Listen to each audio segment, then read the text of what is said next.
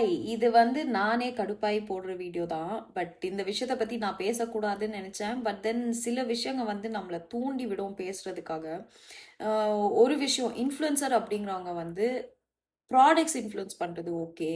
ஒருத்தரோட life style influence பண்றது okay. But ஒருத்தரோட வாழ்வோ சாவோ இன்ஃப்ளூயன்ஸ் பண்றதுக்கு எந்த மண்ணாங்கட்டி இன்ஃப்ளூயன்சருக்கும் வந்து ரைட்ஸ் இல்லை. ஓகேவா?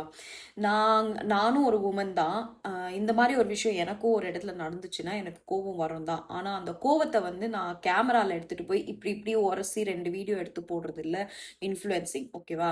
இந்த இடத்துல வந்து இந்த பர்சன் கேமராவை எடுக்கிறதுக்கு முன்னாடி நான் யாரை அப்ரோச் பண்ணலாம், என்னை சுற்றி ரெஸ்பான்சிபிளாக யாராவது இருக்காங்களா to go and seek help, இல்லை பஸ் கண்டக்டர்கிட்டயோ டிரைவர்கிட்டயோ சொல்லலாமா, இல்லை போலீஸ் பேட்ரோல் கால் பண்ணி அடுத்தது இந்த பஸ் ஸ்டாப்பில் வருவாங்க நான் இந்த பர்சனை பற்றி கம்ப்ளைண்ட் ரேஸ் பண்ணும் அப்படிங்கிறத டீல் பண்ணுறதை விட்டுட்டு வீடியோ எடுத்து நான் அந்த ஆள் பக்கத்தில் போய் ஒரசி ஒரசி நான் வீடியோ போட்டு இவன் வந்து இந்த மாதிரி பண்ணிட்டு இருந்தான் அப்படின்னு சொல்றது பெரிய பெரிய தப்பு.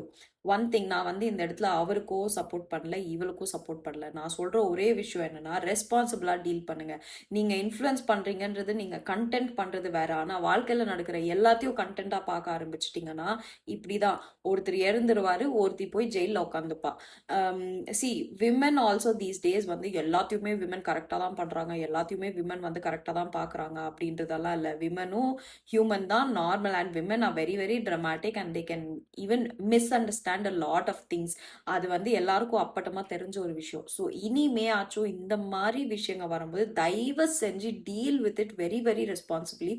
ஏன்னா ஒருத்தரோட உயிரை எடுக்கிறதுக்கு உனக்கோ எனக்கோ ரைட்ஸ் இல்லை. அண்ட் இந்தியாவில் வந்து மெயினாக இந்த மாதிரி விஷயங்களுக்கு வந்து ரொம்பவே ஸ்ட்ரிக்டான ரூல்ஸ் வரணும். அது ஹராஸ்மெண்ட்டாக இருக்கட்டும், அப்யூஸாக இருக்கட்டும், இல்லை இந்த மாதிரி தேவையில்லாத கண்டென்ட் போட்டு ஒருத்தர் வாழ்க்கையே வந்து ஒரு பெரிய கொஸ்டின் மார்க் ஆக்குறதா இருக்கட்டும், இந்த மாதிரி விஷயங்களுக்கு வந்து there has to be strict rules.